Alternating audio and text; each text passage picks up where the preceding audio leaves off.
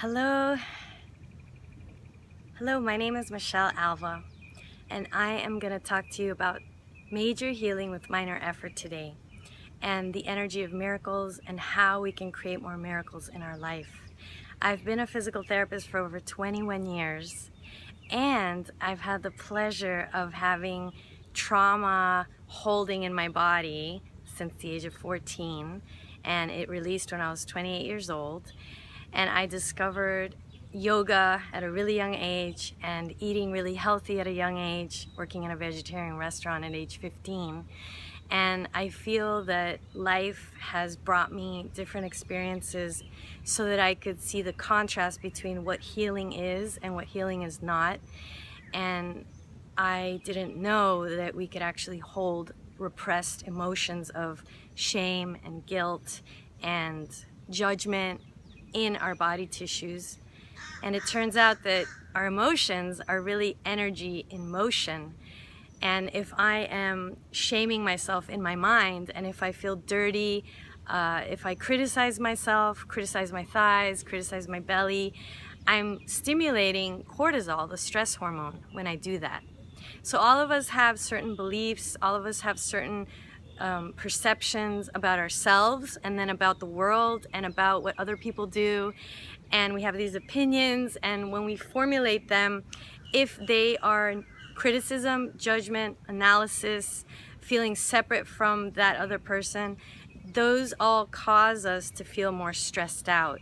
And if you think about it, when you feel loved by yourself, when you feel connected to your body, when you're in your body and you're feeling your body, and when you also have this ability to just be with yourself without trying to change yourself, healing happens. And a lot of us are walking around with childhood wounds, things that happen to us, even in utero. I did a past life regression years ago, and I literally went back to when my mom and dad were fighting while my mom was pregnant with me.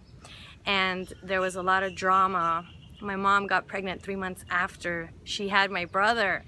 So my mom told me that she had a lot of shame because she was 3 months with her new baby and pregnant, and then having to tell the family. And I literally felt this vibration in the past life and hearing my parents. And then I asked my mom if she was yelling or arguing with my dad, and she happened to reveal some things, because I brought that up, that I didn't know about what happened to them when she was pregnant with me. And we wonder why I was such a drama queen most of my life. So I have done a lot of realizing how we are so interconnected. We affect each other's emotional state. We are actually not separate. My body is really made 99.99999% of energy and 0.00001% made of matter. And therefore, my work as a physical therapist is really trained me to work with the 0.00001% of the human being, when 99.999% of it is energy, is light, are waves and particles. And that's why today I work differently now with my clients. I do body work and I work with sound healing, and I also have learned that our mindset affects our physiology. And having learned different things from Dr. Joe Dispenza, Dr. Bruce Lipton, the biology of belief and epigenetics, and what's happening with the latest in understanding genes and how we express our genes, those different things that I've learned have made me learn that our mind is actually causing genes to be expressed or not expressed in my body. And from Genie in Your Genes, there's a book called Genie in Your Genes. They actually talk about how nurturing, the quality of nurturing, when you feel nurtured as a baby. Like, did you feel nurtured as a baby? Did you feel that your parents held space for you when you were scared? Or did they create a space where you could feel safe enough to show your emotions? And for example, the men, a lot of times I think men are not felt comfortable to cry because they're men, or their parents might say, shh, be quiet, don't cry, go in your room. And a lot of us have a hard time feeling people's emotions, or being around people that have emotions or that are having a meltdown.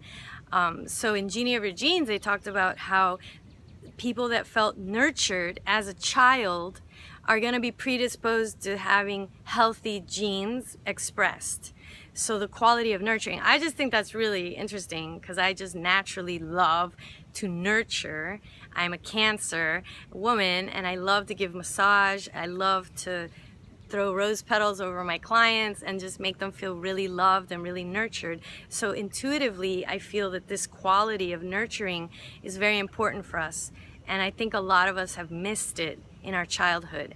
And especially if your parents worked and you were with the daycare, there's just so much nurturing you can receive, one-on-one human interaction in a daycare when you're there most of the time and your parents are working. So I think a lot of us have missed this quality of nurturance, and it's not a mistake that there's a lot of violence in the world. There's a lot of inappropriate boundaries, rape, abuse, self-abuse, self-sabotage.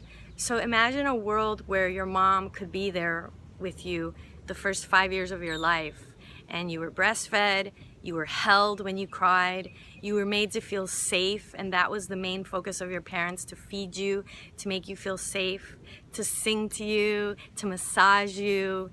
Imagine what your life would have felt like if it was okay for you to have your feelings and your parents would respect how you would be feeling and they would honor your feelings as much as they could. Imagine what that would have felt like if you felt so safe to tell your parents everything that you're going through and they were just there to listen and ask you, well, what do you think you should do? And they would just help you to think for yourself instead of maybe making you feel obligated to be how they are or to believe what they believe. So I think a lot of us as children have a lot of pressure, and I'm not sure how great the parenting support globally is.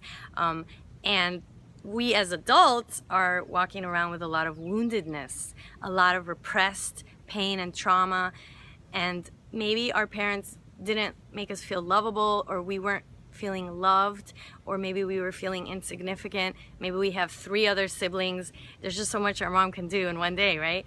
So this is where we can start to reflect on, well, how was my childhood and how are my relationships now? And you can look at your relationships with people, and your most intimate relationships reveal the most, to let you know, where am I at in my life and in my own healing? Are there parts of myself that I'm avoiding? Are there parts of myself that need to heal? Because if you're having somebody in your life that is not emotionally available, for example, if you're having a struggle in your friendships or relationships, or it's hard for you to trust, healing is going to be really difficult to do if you're in constant fear mode and defensive and running away from people or running away from yourself. So when we have addictions, when we're addicted to something, that is a way of distracting ourselves from the pain that we're feeling inside. So to heal means to embrace our wholeness, to sit with our shit, to sit with the pain, and to allow it to actually process out through your body. And this is why meditation is so important for all of us to do.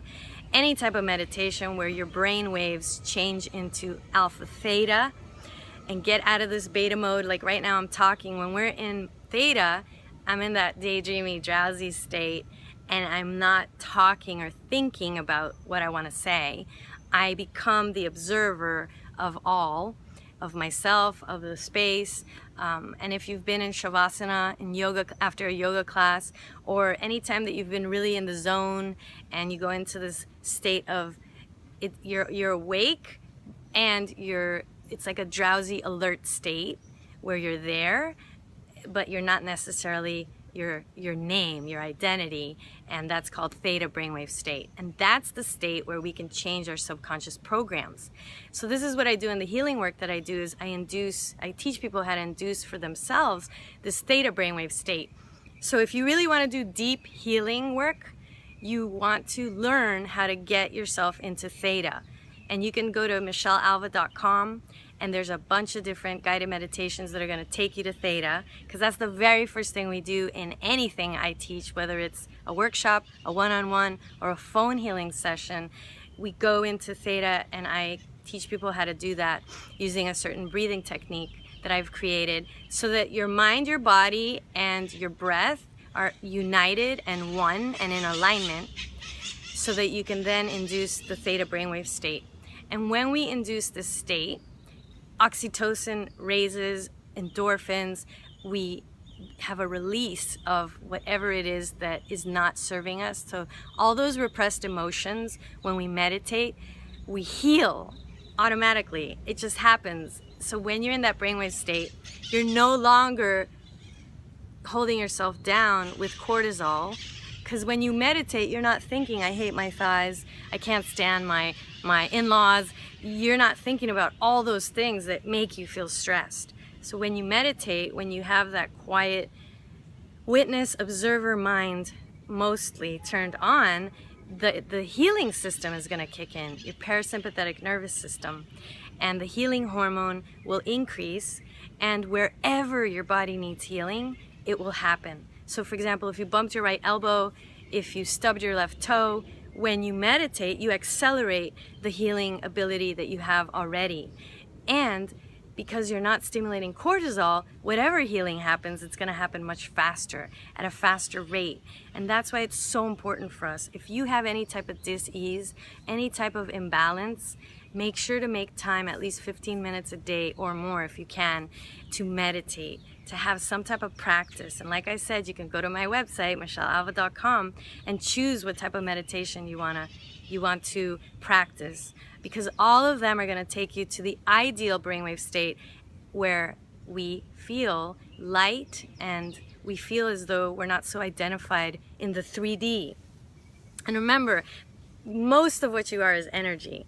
So if you want to heal something, have that intention, have that mindset. I am a miracle. I heal at the speed of light because I am energy.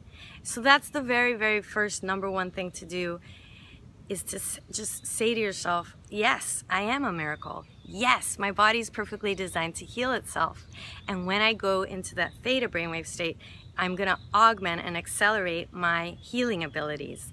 It is so effective for you to have that awareness that you're a miracle. Because if you think about it, you, we're not separate, right? And we were created by God, creator, source, universe, however you want to call it. This master, incredible conductor of life had to think into form us. So we were thought into form by our creator. We were thought into existence. That's how things are formed. And when you think about that, it makes you feel so special. It makes me feel special to think that, oh my gosh, I'm here on purpose. So whether or not my parents love each other, they're divorced, I'm an orphan, I'm adopted, I exist. And because I exist, that means that some awesome creator decided to make me. This helped me a lot, and that makes me feel more relaxed, because for so long I struggled with my father not being there. He moved out when I was 12, and I felt like my dad abandoned me. I wasn't special. I felt not special at age 12, and my parents used to argue a lot, and my dad moved to another country, to Peru, and he did the best he could, talking to him after the fact. My father, that was how he coped with the divorce and the pain of not having his 3 children right next to him anymore, because that's what he knew. He knew that we were the Alva family, and when I was 12, my mom wanted to get a divorce. So my father, he coped by running away and not connecting with us. It was so painful for him. So as a child, I grew up feeling that void of a man, and so that was traumatizing for me. That caused me to feel woundedness. I felt ashamed that I'm not good enough, I'm not interesting enough, I don't know, it's just not good enough that my dad's not with me anymore, the one person that I love the most, and my mom. And then my mom, just seeing her, she was working 3 jobs, and it was a lot for me as a teenager to swallow. I had to start working when I was 12, and I didn't really have my childhood, I had to just get responsible and help out my mom, and feeling that obligation when I just wanted to be a kid. So then I felt guilty that I felt that way. So my God, it's like all these emotions inside me, and it's not a wonder that when I was older, I was very paranoid about men, and I would think bad thoughts and think, oh, he's not really that nice, or make up stories in my head because I didn't really feel safe with a man. Or if you love a man, he's gonna leave you. So that's what I learned. The more you open up, the more you be loved by a man, he's just gonna abandon you. So I was very controlling, I was very paranoid. I didn't think lovely thoughts about men in general. And I didn't even know that this is why I was the way I was until after I got a divorce, when I was 37 years old and I started going to therapy. And I said to myself, I am not going to relive my past. I'm going to heal this shit, you know, and turn it into fertilizer. And that's why I say that in the Alva method of empowerment, this healing approach has made me realize how we hold our issues in our tissues. We're mostly made of energy, and whatever we're attracting is coming to us because it's actually there so that we can heal, so that we can strengthen, heal, imagine and create something new, and thrive. So if you're attracting emotionally unavailable men, on some level, you're emotionally unavailable. Yes, that's right, because that's what I did. And I would complain about that person not being there. And in reality, I had abandoned myself. When I put all that judgment, all that shame on myself about my past, that was me abandoning myself, avoiding my own pain. So take an assessment of what you're attracting in your life. Do I love my job? Do I love my family? Do I love my home? And check in with where you're at. And then ask yourself, is this what I want to be creating? Or am I holding on to my past beliefs? So I think I also had a belief that it's not easy for somebody to have a harmonious, balanced relationship. My parents used to argue a lot. So I feel like that has been a struggle for me. So I'm working on that reprogramming still. And as I develop my own trust with myself and strengthen the trust within myself, it's easier for me to feel more relaxed. It's easier for me to accept love into my life. And really, everybody's just a reflection of where you're at. So the more I love myself, the more I hug myself throughout the day and I cheer myself on that I'm doing a great job and not feel bad about myself, that I couldn't be in a happily healthy marriage. I had to cause drama and problems, because if someone were to love me, that would mean that they would have to leave. So not knowing all these things, I felt ashamed, like, oh my God, I can't believe I was doing that, you know, living in my past and on my programs. And thank God that I have these beliefs now about, and I'm aware of physics and quantum physics and how these laws of attraction work. It makes me feel a lot more grateful about everybody that's been in my life and everything that's happened, because now I see how God loves me. I feel it. I feel that everything is actually just a stepping stone to the next beautiful experience in your life, if we choose to see it like that. So anything that has happened to you in your past, you can write down the major life traumas that you've had on a piece of paper. Write those down, and then ask yourself for each one, how is that a benefit in my life? How has that been a blessing in my life? So for example, for me, one of them would be my dad leaving when I was 12 years old. That's one of my major life traumas. And then how did that make me feel? It made me feel abandoned, it made me feel unloved, not special, not worthy of being loved.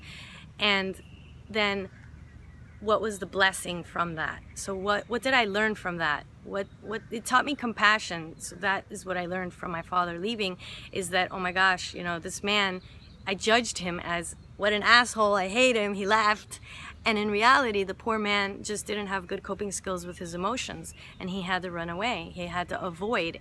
And I did the same thing. I was avoiding feeling the deeper pain for years. So I can now feel compassionate towards my father because I have become compassionate towards myself. And I was really hard on myself as a child, and I don't have to be that way. But that's what I learned to be from my mom. You know, my mom's really hard on herself, and she's very hard on me. But I don't have to play the victim. I can say, yay! So that's another one. My mom being hard on me, that's another trauma, suffering, something that happened in my life that was not very uplifting. And then how did that make me feel? It made me feel ashamed. It made me feel not safe to open up to people. It made me feel closed down. And then what did I learn from that? I learned that I don't have to guilt people, that it makes people feel like crap to shame them or to be hard on them or to be hard on myself. So today I am grateful that I had my whole life happen because it's inspired me to create the Alva method of empowerment, and it's inspired me to live my life to the fullest. I wake up every morning and I love my life, and even if things are happening that I don't want them to happen, I have this ability now to just lean back physically in my mattress and say, okay, God, you take care of me. I trust that everything is happening on purpose. What can I learn from this? What do you want me to learn from this? Like, please enlighten me. And sometimes I'll cry and I'll be like, please enlighten me, because I have no idea. But today I have this relationship. I have this relationship with God, with Source, with Creator, with my angels, and I never feel alone. I used to want to always have a partner in my life, a man in my life. It was coming from that place of fear because I felt abandoned by my man, my dad, for so many years that I clung onto needy relationships, codependent relationships, because I wasn't healed. That part of me, that wounded part, was being covered up by, oh my God, I have to be with a man. I have to have somebody next to me, or else I'm gonna feel that emptiness, that emotions are gonna come up from the past. So today I feel at peace living with myself, being in my little apartment on Key Biscayne and my daughter, and I enjoy my life. And I'm right now in a place where I'm really practicing embodying a healthy relationship with myself, where I'm not looking for love outside of myself, and I actually feel I am enough. I actually do feel in my whole body that I am worth it, and that one day I will be in a very loving relationship with someone that is going to simply be the mirror of what relationship I am cultivating right now with myself. And I'm sharing all of this because healing means to be vulnerable, to be authentic. Real healing happens when we let that guard down and we open ourselves to ourselves. And when we do that and we be with ourselves, instantly we can do that with someone else. So I hear this a lot where people say, oh, you know, I'm not ready to date, or I don't want to meet someone right now because I'm not ready. So what I've discovered is the more you are touching your body, because your emotions are in your body, the more you massage your chest, you have a lot of receptors for oxytocin, and it's the skin that's the better to touch because the receptors are on the skin. Massage your chest, massage your heart, and you can bring your left arm over your head and massage to stretch your heart more. Connect to this part of your body because this stimulates your healing hormone and it creates intimacy with yourself. A lot of us have anger, frustration, sadness that we're just holding in our body tissues, and the more you relax your heart, you're gonna secrete that healing hormone like that. So let's all make a commitment to get really in touch with our hearts and see what's in there, because you really cannot feel the pleasure and the joy and the bliss and the miracle that you are if you're walking around with a tensed up heart, a closed off heart. Our heart is 50 times electromagnetically stronger than our brain. So the heart brain is where you want to connect every day. And your belly too, because your belly absorbs that stress in your gut. And 70% of our immunity is in our gut. So I highly recommend going to my website, michellealva.com, order the massage bottles that I sell. I sell Sacred Body Love, Sexy Sacred Sensual Sweetness, and the peacock oil, and all these different oils you can use to make yourself feel more opulent, rich, loving, nurtured, worthy, and valuable.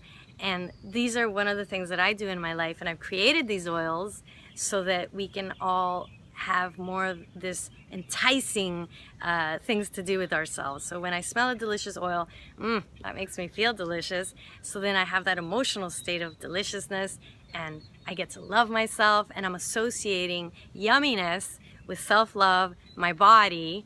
And believe me, when you do this enough, emotions are gonna come up eventually, and you could put an intention. I wish for my massage with myself to elicit whatever release of emotions I've been holding from my childhood, from my past life. You know, we hold things from our ancestry. It's really amazing, and nobody ever taught me these things, but it's just what's come up in the healing sessions. So give yourself time every day to connect to your breath, to be the observer, to love yourself, pamper yourself, give yourself attention, appreciate yourself, because remember, everything is just a reflection. All the people, the way they treat you in your life, they're treating you the way that you treat yourself. And this is why it's really helpful to do these self-love, sacred body love rituals, so that you can create a different life for yourself and a whole life where you feel complete.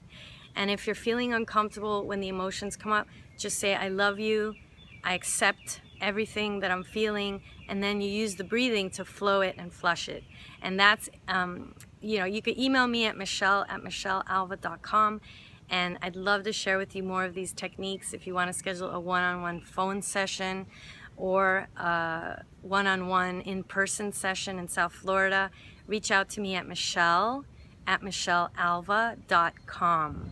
michelle@michellealva.com. And there's a lot of resources and online products too. I have courses that you can download, and there's one on mindfulness, meditation, how to do that in your body, because I think it's really important for us to use our whole body, our mind and our breath, not just our mind, to meditate. Because your subconscious mind is your physical body, and we hold all our memories in our body tissues. So the body is a really important place to get connected. And I also have a chakra online video series, audio series, where you can release and process and strengthen and balance each chakra, each of these different parts of the body that correlate with an endocrine gland. So it helps to balance your hormones and make you feel more energized and make you feel more light and free. And this is what we are designed to be: light and free and in the flow and dynamic and creating and loving. Our nature is to love, and when we love, accept, have compassion, and flow with whatever's happening in life with a lot of gratitude for whatever's happening, we amp up our oxytocin. So I've taught you a lot of different ways to get your oxytocin going, the healing hormone. Massage your chest, do the breathing, do the guided meditation, and accepting, feeling compassionate, being grateful for everything that's happening, no matter what it is. Because remember, you were created on purpose, and we're so loved by our Creator that everything that's happening is happening to heal us so that we can thrive and grow and expand and be our fullest, loving, miraculous, magical expression of who we are. I really believe if you're suffering, if something's going on in your body, it is an opportunity for you to come back into alignment with yourself. And if you want to learn more about how to approach life like that, please reach out to me. I am a resource here, even if it's just a 10-minute phone call. If you have any questions, I'm here, okay? Thank you so much. And remember, we're not separate. Have a beautiful day.